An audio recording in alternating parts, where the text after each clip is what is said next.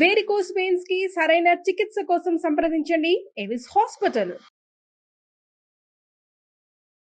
IT job కోసం try చేస్తున్నారా? Coding tutor లో ట్రైనింగ్ తో పాటు స్టైఫండ్ అండ్ 100% జాబ్ గ్యారంటీ.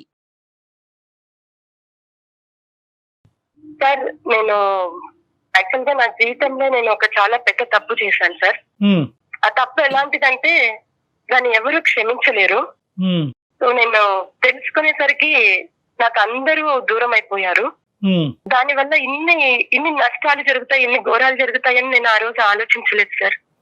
నేను ఆ తప్పు చేయడానికి, అవును సార్, నేను ఆ తప్పు చేయడానికి కూడా దాని వెనకాల ఒక కారణం అంటూ ఉంది. బట్ నేను ఆ టైంలో ఆ కారణాన్ని పట్టుకొని నేను అంత ఆలోచించి ఆ తప్పు చేయకుండా ఉండాల్సింది. రైట్ మీరు ఇప్పుడు పశ్చాత్తాపడుతున్నారు, అర్థమవుతుంది నాగలక్ష్మి. అసలు ఏం జరిగిందో ఒకసారి డీటెయిల్డ్ గా చెప్పండి. అంటే మా ఫాదర్, మదర్, ఒక చెల్లి, నేను నలుగురం అండి. పెళ్లికి వచ్చినప్పుడు మాకు అంటే వేరు వేరు సంబంధాలు చూసి మాకు మ్యారేజ్ చేశారు. సో ఊర్లో వచ్చేసేసి అందరూ అంటే పెళ్లి జరిగిన కొద్ది రోజులకి అందరం బానే ఉన్నాము. కానీ మా చెల్లి హస్బెండ్ వచ్చేసి చాలా అందంగా ఉంటారు. ఓకే. సో చాలా మంది నా స్నేహితులు, ఊర్లో తెలిసిన వాళ్ళు వీళ్ళంతా వచ్చి నాతో చెప్పేవాళ్ళు, మీ అమ్మ నాన్న ఎందుకు నీకు ఇంత యావరేజ్ గా ఉన్న భర్తను తెచ్చినారు, మీ చెల్లికేమో అంత అందగాన్ని తీసుకొని వచ్చినారు, మీరు మార్చుకుంటే బాగుంటుందేమో, ఈడు జోడలు బాగుంటుంది. ఓ రకంగా చెప్పాలంటే నువ్వు చాలా అందంగా ఉంటావు, కానీ నీకేమో అలా ఈ మొగుడు దొరికినాడు, మీ చెల్లెలకేమో మంచి భర్త దొరికినాడు కదా అని ఇలా చెప్పడము. నేను వాటి గురించి పెద్దగా పట్టించుకోలేదు, కానీ ఏదో ఒక సందర్భంలో అలా ఆలోచించాల్సి వచ్చింది. ఎంతకాలం అమ్మా ఇది? ఎంతకాలం క్రితం విషయం అమ్మా? ఎంతకాలం క్రితం ఇది? ఎన్ని ఇయర్స్ అయింది? 15 సంవత్సరాలు అయింది. 15 ఇయర్స్ అయింది. మీకు మీ చెల్లి ఏజ్ గ్యాప్ ఎంతమ్మా? నాకు నా చెల్లి ఏజ్ గ్యాప్ వచ్చేసి ఒక 4 ఇయర్స్ ఉంది సార్. ఇద్దరు పెళ్లి ఒకే వేదిక మీద జరిగిందా? ఒకే వేదిక మీదనే జరిగింది సార్.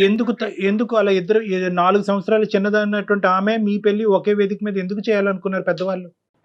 అంటే పేరెంట్స్ ఇద్దరిది ఒకేసారి చేస్తే అయిపోతుందని అనుకున్నారు. హస్బెండ్ పెద్దవాడే వయసులో, సో కాకపోతే మంచి సంబంధం కుదిరింది అని చేసేసారు. కానీ ఎప్పుడు మేము మాట్లాడుకున్నది లేదు, ఎందుకంటే మ్యారేజ్ అయిపోయాక ఎవరి జీవితం అయిపోయింది. ఒక సందర్భంలో నేను, మా చెల్లెల హస్బెండ్ మేమందరము కలవాల్సి వచ్చింది. అలా కలిసినప్పుడు ఆయనతో మాట్లాడాము. సో ఇలా మాట్లాడుతూ ఉండగా ఆ సందర్భంలో ఏమైందంటే మా ఇద్దరికి ఒకరి మీద ఒకరికి ఇష్టం అనేది ఏర్పడింది.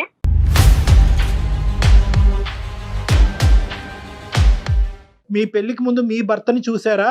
ఆమె భర్తను కూడా చూసారా పెళ్లికి ముందు? చూడలేదు సార్. అమ్మ వాళ్ళు ఏ సంబంధం అయితే తెచ్చారో నేను అదే సంబంధం పెళ్లి చేసుకున్నాను. చెల్లి కూడా అంతేనండి? చెల్లి కూడా అంతే. సో ఎవరు కూడా మీ భర్తని మీరు చూడలేదు, చెల్లి భర్తను కూడా మీరు చూడలేదు, పెళ్లికి అయితే మాత్రం రెడీ అయ్యారు, పెళ్లి చేసుకున్నారు. ఏమ్మా? అంటే ఫోటోస్ అవి చూసాం కానీ పెద్దగా అప్పుడు పట్టించుకోలేదు సార్. కాకపోతే ఊర్లో ఉన్న వాళ్ళు అందరూ చెప్పడం తోటి నాకు అట్లా ఒకలాంటి ఫీలింగ్ వచ్చిందనమాట. ఏమని చెప్పేవారమ్మా ఊర్లో వాళ్ళందరూ? ఏమని చెప్పేవారు?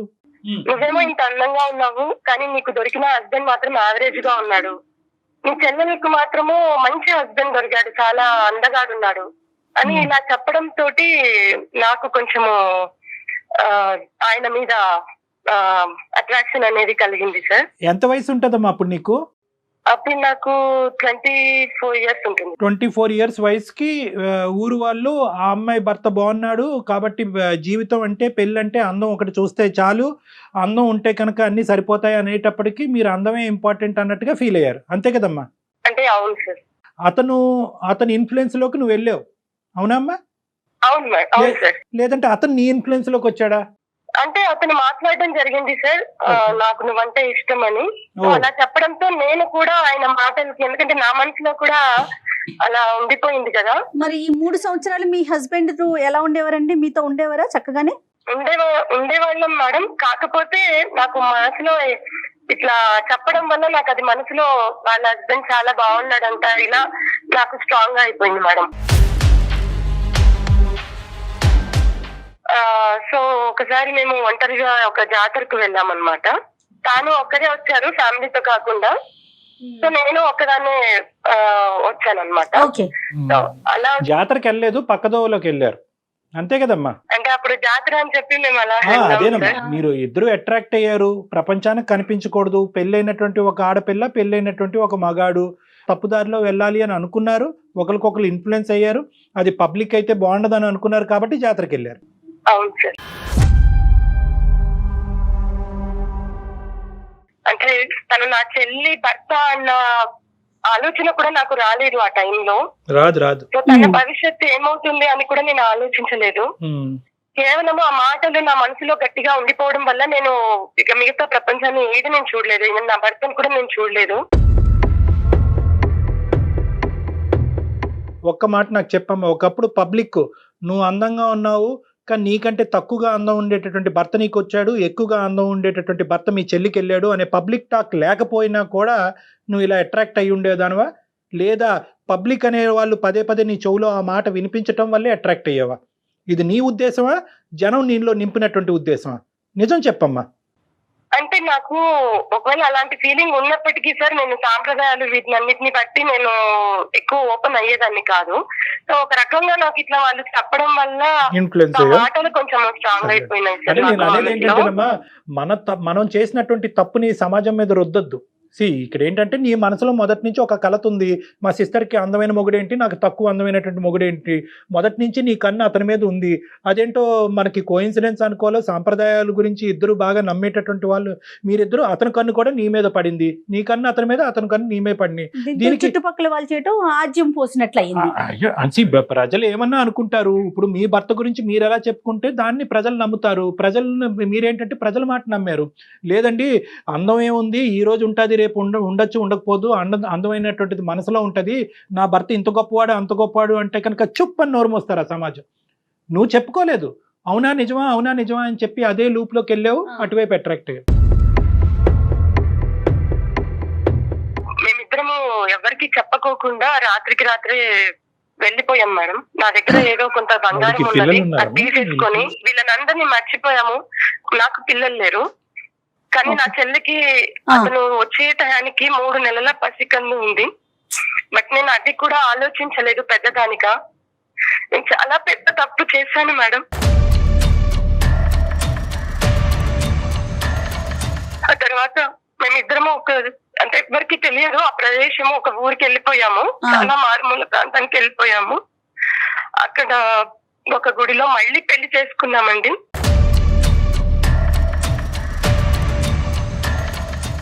వీళ్ళందరినీ మర్చిపోయి కొత్త జీవితం స్టార్ట్ చేశాము. ఇదిలా కొన్ని సంవత్సరాలు జరుగుతుండగా మాకు ఒక బాబు పుట్టాడు.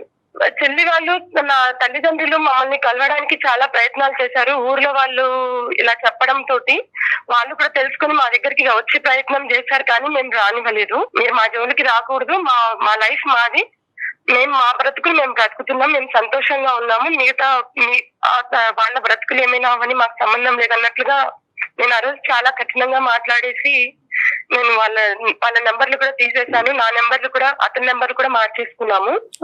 స్వార్థం, అహంకారం, గర్వం అన్నిటితో నిండిపోయింది అనమాట ఆ టైంలో. సరే చెప్పమ్మా. ఆ తర్వాత నా చెల్లెలు కూడా నన్ను కలిసే ప్రయత్నం చేసింది, బట్ నేను తనని కూడా యాక్సెప్ట్ చేయలేదు. ఆ చిన్న పాప ఉంది నాకు, తను చాలా బ్రతిమలాడింది తన భర్తని తనకి ఇచ్చేయమని, కానీ పెళ్లి చేసేసుకున్నాను, ఇప్పుడు నా భర్త అయ్యారు అన్నట్లుగా నేను మాట్లాడేశాను.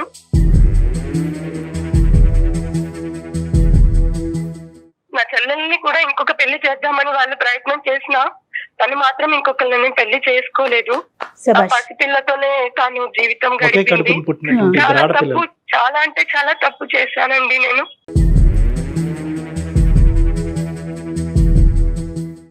తనతోనే జీవితం నాకు బాగుందని నేను ఇలా అనుకున్నాను, కానీ దీని వెనకాల ఇంత బాధ ఉంది, ఒక్కళ్ళని ఇలా నేను బాధ పెడుతున్నానని మాత్రం నేను ఆ టైంలో గ్రహించలేకపోయినాను.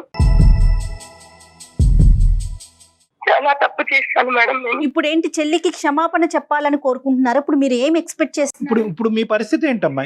నీ పరిస్థితి ఏంటి? నువ్వు ఎక్కడున్నావు, ఎవరితో ఉన్నావు, ఏమైందమ్మా పరిస్థితి? ఇప్పుడు ఎలా ఉన్నారు మీరు?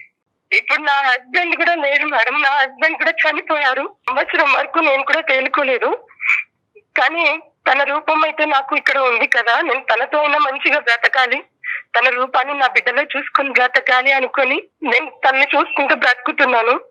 కానీ ఆ దేవుడు నాకు ఇక్కడ అన్యాయం చేశాడు. అన్యాయం అని చెప్పలేను, కానీ దేవుడు నాకు శిక్ష చేశాడు. ఆ ప్రతిరూపం ఆ రూపాన్ని కూడా దేవుడు లేకుండా చేశాడు. క్యాన్సర్ తో ఆ బాబు కూడా చనిపోయాడని చాలా శిక్ష విధించాడు.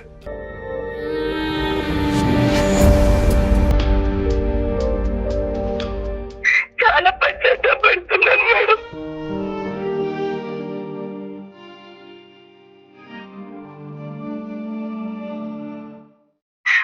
ఒంటరితనంతో ఎలా బాధపడ్డాను, ఎలా ఉన్నాను నా చెల్లెలప్పుడు ఎలా భరించిందో నాకు ఇప్పుడు అర్థమవుతుంది.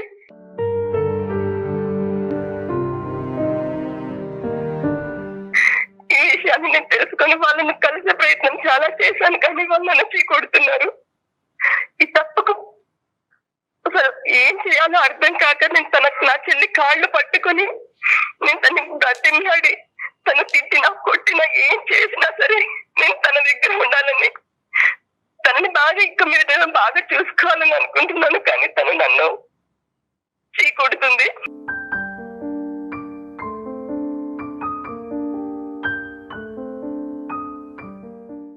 తనకు ఒక పాప ఉంది.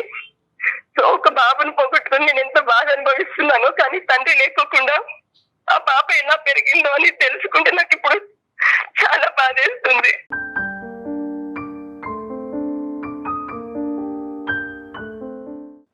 సో నాకు ఇప్పుడు మిగిలింది రెండు మార్గాలు. ఒకటి చావు, లేదా మీరైనా నా చెల్లెలతో మాట్లాడి తనని ఒప్పించి నన్ను అక్కడికి చేర్చడం. ఎందుకంటే నేను ఈ ఒంటరితనంతో బ్రతకలేకపోతున్నాను. నాకు దయచేసి మీరైనా న్యాయం చేయండి మేడం. అంటే ఒక్కటి నాగలక్ష్మి, మీ చెల్లెలతో మాట్లాడతావా, మీ తల్లిగారితో మాట్లాడతావా అనే సబ్జెక్ట్ తర్వాత మాట్లాడదామమ్మా. ఒక్క ప్రశ్న నిన్ను అడగాలని అనుకుంటున్నాను. నిన్ను చూస్తుంటే ఐ థింక్ 90% చూసేటటువంటి ప్రేక్షకులకి నువ్వు పడేటటువంటి బాధను చూసి కన్నీళ్ళు వచ్చేటటువంటి వాళ్ళు 10% ఉంటారు. 90% మాత్రం నీ మీద కోపం పడేటటువంటి వాళ్ళే ఉంటారు. No doubt about this. ఎందుకంటే కనుక ఎప్పుడు నీలో రియలైజేషన్ వచ్చింది, ఎప్పుడు నీలో ఒక అవగాహన వచ్చింది అంటే కనుక ఎప్పుడైతే కనుక నువ్వు ఒంటరి అయ్యావో అప్పుడు. అంటే అప్పటి వరకు నీకు ఒంటరితనం వల్ల వచ్చేటటువంటి బాధ నీకు అర్థం కాలే. నీ భర్త ఒంటరితనాన్ని చూశాడు, ఒక చంటి బిడ్డతో నీ చెల్లెలు ఒంటరితనాన్ని చూసింది. మీ తల్లిదండ్రులు అవమానంతో సమాజం అంతా కూడా వాళ్ళని ఏకాకి చేస్తుంటుంది. ఆ ఒంటరితనాన్ని వాళ్ళు అనుభవించారు. ఈరోజు ఒంటరితనం నీ కాళ్ళ దగ్గరికి వచ్చేటప్పటికి నీకు ఆ బాధ తెలిసింది. సమస్య వస్తే ఇప్పుడు తనకు దిస్ ఇస్ పాయింట్ నెంబర్ 1. ఇంకొకటి ఏంటంటే, తప్పైపోయింది అని మాట్లాడేటటువంటి నాగలక్ష్మి గారు ఎప్పుడు తప్పైపోయింది అని రియలైజ్ అయ్యారంటే కనుక 15 సంవత్సరాల తర్వాత.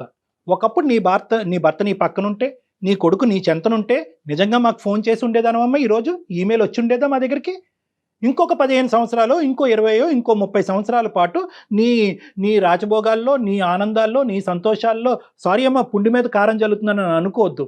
ఎందుకంటే కనుక ఇలాంటి అంశాలు చూసేటటువంటి ప్రేక్షకులు ఎవరైనా ఉంటే కనుక అంతా అయిపోయిన తర్వాత, ఒంటరితనం వచ్చిన తర్వాత ఇప్పుడు నాలుగు ఖర్చుకుని చేతులు కాల్చుకుని ఇప్పుడు నేను సూసైడ్ చేసుకున్నాలని అనుకుంటున్నాను అనేటటువంటిది మీ గురించి కాదు. ఇది తప్పు అన్నది మీరు ఎప్పుడు వచ్చింది, మీ బాధ మీకు తెలిసేక. అంటే ఇప్పటికీ కూడా ఒక ఒంటరితనం వల్ల వచ్చినటువంటి అవగాహన, రియలైజేషనే కానీ చెల్లి బాధపడుతుందనో తల్లి కష్టపడుతుందనే కాదు, నాకు తోడు కావాలి కాన్సెప్ట్ మళ్ళీ స్వార్థమే. ఇక్కడ మళ్ళీ కాన్సెప్ట్ స్వార్థమే. అప్పుడు మీ అతనితో వెళ్ళిపోవటం స్వార్థం. అక్కడికి వెళ్ళి 15 సంవత్సరాల పాటు వీళ్ళు కాళ్ళ వేళ పడుతుంటే కనుక వీళ్ళని మెడ పట్టుకుని నెట్టేయటం అక్కడ కూడా స్వార్థం. ఇప్పుడు మళ్ళీ వాళ్ళిద్దరు చనిపోయారు కాబట్టి నేను ఒంటరితనంగా ఉన్నాను, అమ్మ నాకు భిక్షం పెట్టు, చెల్లి నాకు భిక్షం పెట్టు అని చెప్పి ఒంటరితనం నుంచి నా బయట వేయమంటాం కూడా ఇది కూడా స్వార్థమే. ఎలా జాలిపడమంటారు మీరు, ఏమని అడగమంటారు మీ చెల్లిని? అక్క చెల్లికి చెప్పాలి. అలాంటిది ఆ అమ్మాయి ఏమొచ్చి నా భర్త వేరే మా అక్కతో వెళ్ళిపోయినా కూడా ఎంత మనస్తాపం చెంది ఉంటుంది. సహజంగా ఏంటంటే భర్తలు ఈ విధంగా ప్రవర్తించినప్పుడు ఆడవాళ్ళ మనసు ఇరిగిపోతుంది. భర్తలు వెళ్ళి అక్కలతోనే లేచిపోయినప్పుడు ఆ అమ్మాయి పరిస్థితి ఎంత భయంకరంగా ఉండుంటుందండి. వెళ్ళమ్మా నువ్వు పెళ్లి చేసుకో అమ్మా, చంటి బిడ్డతో నువ్వు ఏం ఒంటరిగా బతుకుతావు అంటే కనుక ఆ మాట కూడా ఆ అమ్మాయి కొట్టిపారేసి మా అక్క చేసినటువంటి తప్పు నేను చేయను, ఈ బిడ్డ గురించి నేను ఇలాగే బతుకుంటానని చెప్పి ఆ అమ్మాయికి ఉండేటటువంటి ఆలోచన, ఆ అమ్మాయికి ఉండే అవగాహన చూడండి. ఇప్పుడు మీ తల్లిదండ్రులకు కానీ చుట్టుపక్కల వాళ్ళందరికీ కానీ ఒక భయం ఉంటుంది. ఏంటి ఆ భయం అంటే కనుక, అమ్మో ఈ అమ్మాయి వచ్చి ఈ అమ్మాయిని చెడగొడుతుందేమో, మళ్ళీ ఈ అమ్మాయి దగ్గర నుంచి ఈ అమ్మాయి లాక్కుని వెళ్ళిపోతుంది అనేటటువంటి భయభ్రాంతుల్లో వాళ్ళందరూ ఉంటారు. నిజంగా నీలో ఒక మార్పు వచ్చిందా, ఒక పశ్చాత్తాపం వచ్చిందా, ఒక ఆలోచన వచ్చిందా? నిజంగా పశ్చాత్తాపం వచ్చింది సార్. మీ చెల్లి బిడ్డ చూస్తాడు, అమ్మా ఈ పెద్దమ్మైనా మా నాన్న పట్టుకెళ్ళిపోయిందని అంటాడు. నిజంగా ఆ మాట అని మీ వైపు వేలెత్తి చూపెడితే కనుక ఈ పెద్దమ్మ రాక్షసేనమ్మా నా నాన్న పట్టుకెళ్ళిపోయిందని అడుగుతుంది ఆ చంటి బిడ్డ. తట్టుకోగలరా? ఇలాంటి మాటలన్నీ మీరు తట్టుకునేటటువంటి కెపాసిటీ మీకుందా? ఇప్పుడు నాకు ఏం అవసరం లేదు సార్, తన దగ్గర ఉంటే చాలు. అది తను ఏమన్నా పడతాను సార్. నా చెల్లి కాళ్ళు పట్టుకోమన్నా నేను పట్టుకొని బతిమలాడతాను. ఇక్కడ జాలి అనిపించట్లేదండి. సారీ అండి, మీరు డాక్టర్ గారు అన్నట్లుగా ఇక్కడ జాలి అనే కాన్సెప్ట్ రావట్లేదు. మీరు సర్వం కోల్పోయారు, అది ఒక రకంగా అనిపించినా కూడా మీ మాటలు చూస్తుంటే జాలి అనే భావన కలగట్లేదు మాకు. ఒక చెల్లి మొగుడిని తీసుకొని మాట్లాడటానికి అసహ్యంగా అనిపిస్తోందండి. సారీ. నిజమే మేడం, ఇదే కాలం వెనక్కి తిరిగి వెళ్ళిపోతే. తప్పు చేయటం ఒక్కటే కాదు, తప్పులో మీరు 15 సంవత్సరాల పాటు ఉన్నారు. ఇద్దరు మనుషులు చనిపోయిన తర్వాత అప్పుడు మీరు రియలైజ్ అయ్యారు. సో ఇది 15 సంవత్సరాల క్రితం తప్పు కాదు. ప్రతి సంవత్సరం, ప్రతిరోజు, ప్రతి గంట తప్పు చేస్తూనే ఉన్నారు. అవతల వాళ్ళు బాధపడుతూనే ఉన్నారు. నా సుఖం నాకు ఇంపార్టెంట్, నా భర్త నేను అందమైన భర్తని మా చెల్లి దగ్గర నుంచి కొట్టేశాను అనేటటువంటి ఆనందంలో మీరున్నారు. ఆ నింద సమాజం మీద వేస్తున్నారు. మళ్ళీ జలసి, ఈర్ష్య. అందంగా ఉన్నాను ఇందాక అన్నాను కదా. అహంకారం, స్వార్థం, గర్వం, ఈ 3 అంశాలు 15 సంవత్సరాల పాటు పీకల లోతులో మీరు మునిగిపోయారు. సమాజం ఏం చేయలేదు. సమాజం పేరు చెప్పుకుని సమాజం ఇలా అంటుంది, బహుశా నా జీవితంలో ఏదో మిస్ అయిపోతున్నాను, ఆ అమ్మాయి లాటరీ కొట్టేసింది, ఆ లాటరీ కొట్టినటువంటి అమ్మాయి దగ్గర నుంచి నేను నొక్కేయాలి అనే ఉద్దేశం అక్కడ జరిగింది. సమాజం కాదు. చెల్లెలు మొగుడు అందంగా ఉన్నాడు, సో మేమిద్దరమే కలవాలి, అదే కదండి. దీన్ని ఒక రకమైన వేరే లాంగ్వేజ్ మాట్లాడతారు. మనం కెమెరా ముందు మాట్లాడకూడదు, అది ఎక్కువయ్యి చేసిన పనులు కాదు. ఇప్పుడు భాగ్య గారి దగ్గరికి ఎందుకు వెళ్ళాలని అనుకుంటున్నారు? ఒక్క కారణం చెప్పండి, గట్టి బలమైన కారణం. మీ మట్టుకు మీరు బ్రతకలేరా? లేదు సార్, నేను చేసిన నా తప్పుకు ప్రాయశ్చిత్తంగా నేను తన సంతోషాన్ని అంతా నేను తీసేశాను. నేనే కారణము. భాగ్య ఏం చెప్తుందో నాకు తెలీదు, కానీ భాగ్య ఏంటంటే తన జీవితం ప్రయాణం ఇంకో విధంగా సాగటం ప్రారంభించింది. వెళ్ళిపోయింది, వాళ్ళ కర్మకు ఆలే పోతారు, వాళ్ళు చావు ఆలేసేస్తారు అన్నట్టుగా ఆ బిడ్డను చూసుకుని హ్యాపీగా బతుకుతుంది ఆ అమ్మాయి. ఇప్పుడు వెళ్ళి మళ్ళీ తీపి గుర్తు చేస్తావా? తీపి జ్ఞాపకాలు గుర్తు చేస్తావా? ఎవరినైతే కనుక ఇంతకాలం పాటు కల్లోనో, నిద్రలోనో, ఊహలోనో ఎక్కడో గుర్తు చేసుకుంటూ తిట్టుకునేటటువంటి వ్యక్తిని కళ్ళెదురుగుంటే వెళ్ళి నిలబడతావా? లేదు, తను ఏం చేసినా, తను ఏ శిక్ష విధించినా నేను భరించడానికి రెడీగా ఉన్నాను. తను నీకు శిక్ష విధిస్తాదని అనుకోకు. నా కాన్సెప్ట్ నీకు అర్థం కావట్లేదు. నువ్వు ఇంకో కొత్త రకం లైవ్ టెలికాస్ట్ లో శిక్షను విధించబోతున్నావు అమ్మాయికి. ఇష్యూ క్రియేట్ చేయబోతున్నారు మీరు. అమ్మాయికి ఒక శిక్షను విధించబోతున్నారు. ఇదిగో ఎక్కడో ఉన్నదని అనుకున్న నేను ఎక్కడో లేను, నీ పక్కలోనే ఉన్నానన్నట్టు ఆ అమ్మాయికి మళ్ళీ ఒక కొత్త రంగుని చూపెట్టబోతున్నారు. 15 సంవత్సరాల పాటు తను ఒక అలవాట్లో పడింది, ఆ బిడ్డతో పాటు బతకటము, అదే జీవితం అనుకోవటం. వాస్తవానికి నేను మీ స్థానంలో ఉంటే కనుక నేను ఆ శిక్షను నేనే అనుభవిస్తాను. ఆ శిక్షను మళ్ళీ నన్ను శిక్షించండి అని చెప్పి వాళ్ళని అడగను, నన్ను బాధ పెట్టండి అని అడగను. మీ అవసరం మాకు లేదు, మా అవసరం నీకు లేదు, కాబట్టి నువ్వు అక్కడే ఉండి మేము ఇక్కడే ఉంటాం. ఎందుకు ఇప్పుడు మళ్ళీ వాళ్ళని కలవాల్సిన ప్రయత్నం ఎందుకు చేస్తున్నారు మీరు? నేను ఒంటరితనంతో ఉన్నా. అంటే కాదండి, కాళ్ళ మీద పడి క్షమాపణ చెప్పేస్తే మీ తప్పులన్నీ పోతాయా? ఏమవుదు మేడం, నేను తను ఏమన్నా కూడా నేను తన కాళ్ళ మీద, నా తల్లిదండ్రుల కాళ్ళ మీద పడి నేను క్షమాపణ కోరుకుంటాను మేడం. మీ సిచ్యువేషన్ అర్థమైందండి, మీరు ఏమి ఎక్స్పెక్ట్ చేస్తున్నారు అర్థమైంది. నాకు ఒక ఫ్యూ సెకండ్స్ టైం ఇవ్వండి. ఒకసారి డాక్టర్ గారు నేను డిస్కస్ చేసుకొని, ఇఫ్ డాక్టర్ గారు ఓకే అంటే కనుక మీ సిస్టర్తో మాట్లాడతాను. ఓకే అండి? సరే మేడం, ఎలాగైనా ఒప్పించే ప్రయత్నం చేయండి మేడం నా చెల్లెలకి. ఒప్పించే ప్రయత్నం అనేటటువంటిది మేము చేతుల్లో లేదండి. ఇప్పుడు మేము చేయటం వరకే. అక్కడ మీరు ఒక నిమిషం లైన్ లో ఉండండి ప్లీజ్, హోల్డ్ లో ఉండండి. కళ్యాణ్ గారు ఏం చేద్దాం చెప్పండి. ఇప్పుడు రెండు వే చేయాలి మేడం. ఒకటి, అసలు ఎందుకు నాగలక్ష్మి మళ్ళీ భాగ్య దగ్గరికి ఎందుకు వెళ్తుంది అనేటటువంటి కాన్సెప్ట్. ఇప్పుడు భాగ్యకి అదే వస్తుంది. ఇప్పుడు వరకు గుర్తుకు రానటువంటి చెల్లి ఇప్పుడు ఎందుకు గుర్తొచ్చిందండి? అంతే కదా. 15 సంవత్సరాల పాటు ఆవిడ గుర్తుకు రాలేదు. భాగ్యలక్ష్మి యొక్క భర్తతో పాటు ఈవిడ సంసారం చేసింది ఇంతకాలం. ఇప్పుడు ఆ ఒంటరితనం అక్కడికి వెళ్ళిపోయింది. కొడుకు కూడా చనిపోయాడు, దురదృష్టవంతుడు. వాడు ఎన్ని బాధలు పడ్డాడు ఆ ఒంటరితనంలో. అమ్మమ్మ లేదు, నాయనమ్మ లేదు, తాతయ్య లేదు. ఆడు ఒంటరితనంలో ఆ బెంగతో క్యాన్సర్ ఏదో వాడు చనిపోయాడు. ఇప్పుడు మళ్ళీ అదే కాన్సెప్ట్ ఈ అమ్మాయి జీవితంలోకి ఎంటర్ అవుతుంది. మళ్ళీ ఒంటరితనం అనే కాన్సెప్ట్ తోనే వెళ్తుంది. ఏంటి ప్రతిదానికి ఈ అమ్మాయి ఒంటరి అవుతున్నప్పుడల్లా సమాధానం చెప్పేది ఆ చెల్లెనా? ఆ చెల్లి భర్త సమాధానం చెప్పాలి. ఇప్పుడు భర్త చనిపోయిన తర్వాత ఇప్పుడు చెల్లి సమాధానం చెప్పాలా? ఎప్పటికీ ఆ అమ్మాయి మీదేనా భారం? చెల్లి మీదేనా అంటారు. చెల్లి మీద మనం ఆ అమ్మాయితో మాట్లాడాలి లేదా అన్నది. మాట్లాడితే కనుక ఆ అమ్మాయి మనసులో అనవసరమైన ఒత్తిడి పెడుతున్నావా అనేది బి.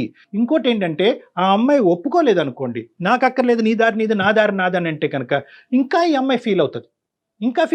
అంటే తను ప్రిపేర్డ్ గా ఉంటేనే మాట్లాడాలండి. తను ఏం చెప్పినా వాళ్ళ సిస్టరు మాట్లాడనన్నా కలిసి ఉంటామన్నా ఉండమన్నా కూడా దానికి ప్రిపేర్ అయితేనే మనం కాల్ చేద్దాం. ఒకటమ్మా, ఈ రోజు నీకు ఎటువంటి వాగ్దానాలు చేయము, ఎటువంటి ప్రామిసులు మేము చేసే ఉద్దేశం మాకు లేదు.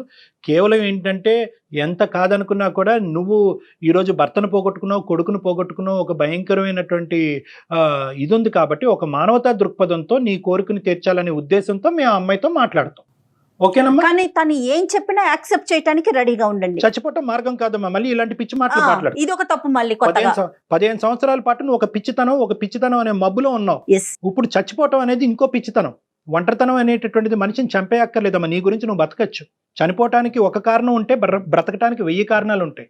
మీ మాట మీద మేము ధైర్యం తెచ్చుకుని మా సిస్టర్ ఏం చెప్పినా కూడా నేను స్వీకరిస్తాను, ధైర్యంగా బతుకుంటాను అనే మాట మీరు మాకు ప్రామిస్ చేస్తే మేము మీ సిస్టర్తో మాట్లాడతాం. తప్పకుండా మేడం, తనతో మీరు మాట్లాడండి. తను ఏం చెప్పినా నేను నేను చేయడానికి సిద్ధంగా ఉన్నాను.